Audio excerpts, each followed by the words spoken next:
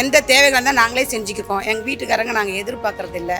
எதனா வேணும்னாக்கா நாங்களே ஒரு 1000 ரூபாய் எடுத்து வருது, இந்த டைமில் வருது, 14ஆம் தேதினா 15ஆம் தேதி கரெக்டாக வந்துடுது. அதே போல் விசேஷ நாளுக்கு முன்னாடியே இப்போ பொங்கல்லாம் வந்தது பாருங்கள், அதுக்கு முன்னாடியே நமக்கு பணம் வரணும்னு சொல்லிட்டு 14ஆம் தேதி 13ஆம் தேதி இந்த மாதிரி முன்னாடியே வேறு பணம் வந்துடுது எங்களுக்கு. அதை நம்பி நாங்கள் எதனா ஒரு பொருள் வாங்கணுன்னா கூட நாங்கள் வாங்கலாம். 1000 ரூபாய் கிடைக்கிறதுக்கு ரொம்ப ஈஸியாக இருக்குது. பசங்க இருக்குது, பிள்ளை இருந்து எங்கள் வீட்டுக்காரர் இறந்துட்டாரு. அந்த 1000 ரூபாய் எதிர்பார்த்துன்னு இருக்கிறேன் நான். அந்த 1000 ரூபாய் எப்போ வரும்? 15ஆம் தேதி கரெக்டாக வந்துடுது. பரவாயில்ல, பஸ்ஸு ஏறுறேன் இறங்குறேன் ஃப்ரீயாக. பஸ் இந்த போகலாம் அங்கே போகலான்னாக்கா யூஸாக இருக்குது. எனக்கு எந்த குறையும் இல்லைப்பா. நல்லா இருக்குது.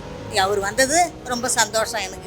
வீட்டு வேலை தான் செய்கிறேன். எனக்கு அந்த 10 ரூபாய் இருந்தால் ஒரு செலவுக்கு அப்படின்னு நினச்சி தான் நாங்கள் போயிட்டுருக்கோம். ஒரு நாளைக்கு எப்படி பார்த்தாலும் குறைஞ்சபட்சம் 100 ரூபாயில் தான் இந்த காலத்துக்கு வெளியே போகும். அந்த 100 ரூபாய் எங்களுக்கு மிச்சமாக தான் ஆகுது.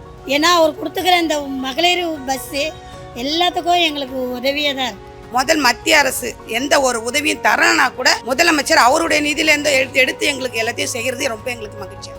அதில் நிறைய பேர் பயனடைஞ்சிருக்காங்க. அதில் நானும் ஒருத்தியாக சொல்லலாம். அது போய் நான் செய்கிறதுலேருந்து எனக்கு ஒரு தெம்பு வருது. தனியாக ஒரு குடும்பத்தை நடத்த முடியும், ஒரு லோன் எடுத்தால் நம்மளை நல்லா தனியாக பேலன்ஸ் பண்ண முடியும்னு எனக்கு ரொம்ப சந்தோஷமாக இருக்குது. ஒரு தைரியம் வருது, நம்பிக்கை வருது, குடும்பத்தை எப்படி நடத்துவோன்ற நம்பிக்கை வருது. அதுக்காகவும் நாங்கள் ஐயாவுக்கு நன்றி சொல்கிறோம். அந்த சுய உதவி குழு மூலமாகவும்